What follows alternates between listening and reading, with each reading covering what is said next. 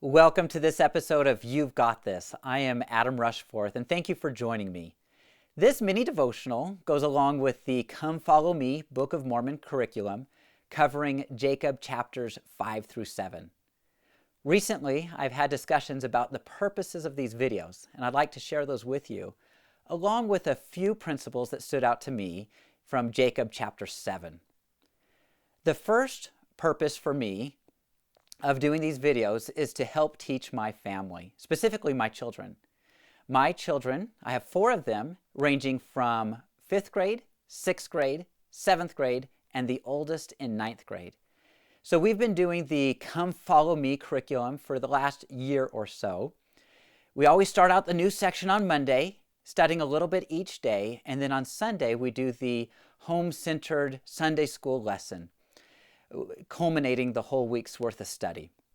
Well, as I've been doing these videos, I have found that I have studied more diligently, so I'm able to add a little bit more insight and help others along in this study, as well as we've been using these on Monday nights to kind of kick off the section. So I jokingly tell parents, if you want your children to listen, put it on YouTube. The second purpose for me of these videos is to share my testimony with the world. I love the gospel, I love studying it, and I love sharing it. So this gives me an opportunity to do that. And the third purpose is to be able to defend the truth. Whenever I hear something that just doesn't quite ring true, I love to be able to study it, read the scriptures, search the words of the prophets, and then to be able to share that with others, hoping to add a little bit of light and clarity to what used to be misconceived. Now, jumping in to the section of Jacob chapter 7. This is a chapter where Jacob is confronted with Sherem. But first, going back a little bit, this story reminded me of an experience I had while serving as a missionary. I remember in my first area, going on splits with my district leader, Elder Carlston. We were knocking on doors, and as we were doing so, a lady drives up to us and rolls down her windows and invites us to lunch with her and her husband. This had been someone that Elder Carlston and Elder Davis had previously tracked into the day before. So we agreed, and we walked about a block away to her home. And as we went in there, her husband noticed that my name tag was in Spanish. And from that, because I was a Spanish-speaking missionary, but from that I learned that he knew how to speak 5 different languages. And during the dinner or lunch, he asked us several questions, but I came to understand that these were questions he already knew the answer to. For example, what language did Jesus Christ speak? Or where did this quote come from, which was a quote from an apostle or prophet. And at the end, he started diving into even more deep things about the plan of salvation. So Elder Carlston and I decided that we would teach a little bit from the discussion, Charla number 4, that taught about the plan of salvation. I don't know if you guys remember these discussions that we had back in the day, but we would talk about this plan, and I specifically started teaching about the 3 degrees of glory. And I remember, as I did so, that the man grabbed my arm tightly, and he asked me, he said, "Who taught you such lies?" And then he said to Elder Carlston, "And you stay out of this. This is just for him." And then he repeated the question, "Who taught you such lies?" And I kind of froze, and I didn't know what to say. And the only thing that came to my mind is to bear my testimony. So I did. I bore my testimony. And he said to me that we can't know of such things by feelings. We need to have evidence. Kind of like, show me a sign. Well, I bore my testimony again, which he again tried to dissuade me from. Well, after he spoke a little bit more, he invited us to go ahead and leave. But as we were leaving, he told us that he felt that he had helped us, and that if we wanted to know more about his perspective, to to come back and to give him a call.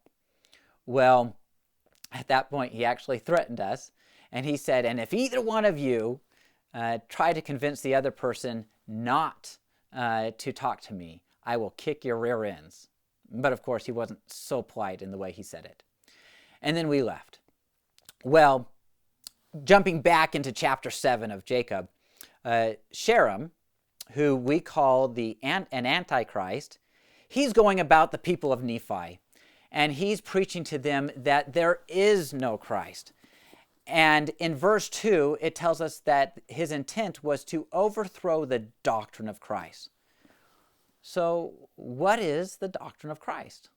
Well, as we've studied a couple weeks ago, the doctrine of Christ is that path with Jesus Christ that leads to eternal life. Well, Sherem is going around, and he, in verse 3 and 6, what stood out to me is that it repeated it twice, that he is seeking opportunity to speak with Jacob because he knows Jacob is a man of faith, and he wants to shake him from that faith. So I started thinking about, okay, what principle can I learn from this? And then I started thinking about other instances where someone was trying to seek to take someone from the path. And I thought about Jesus Christ, how when he had that 40 days of fast, how Satan had come and tried to tempt him. I thought about Joseph Smith when he went to go find out the truth and pray in the sacred grove, and how, again, he had that experience where Satan tried to stop him. So the principle that stood out to me is that Satan and his followers intentionally and actively seek to stop our progress along that path. Jumping ahead to verse 4. Verse 4, it says, and this is referring to Sherem, and he was learned that he had a perfect knowledge of the language of the people. And then it talks about him using that knowledge to flatter the people and to take them off the path. And as I pondered about this, I thought, okay, well, knowledge, we know that knowledge is good. We've been asked to seek knowledge. But it is the use of that knowledge. And as I sought for how I can liken this to my own family, I thought about my children. They might be faced with people of great knowledge, maybe a school teacher, maybe in the future a college professor that may use that knowledge to share things that with the intent to take people from the truth of Christ. And the next thing that I want to point out is actually in verse 7, talking about some of the lies that Sherem brings to the people. At the end of verse 7, he says, and this is in reference to the teachings of Jesus Christ, that Jesus Christ would come in a few hundred years. And so Sherem says, for no man knoweth of such things, for he cannot tell of things to come. And I thought, okay, what is the principle here? And the principle that stood out to me was thinking about the things going on right now with COVID-19 and how we have a prophet and apostles that are preaching to us, have warned us, and have taught us things to be prepared for such times as now. And I thought to myself, you know what? My entire family, all of us, would, with a resounding voice, say, we know that prophets can prophesy. And they do so to protect us and to lead us to Christ. Well, jumping to verse 13. Verse 13, this is where Sherem says, show me a sign.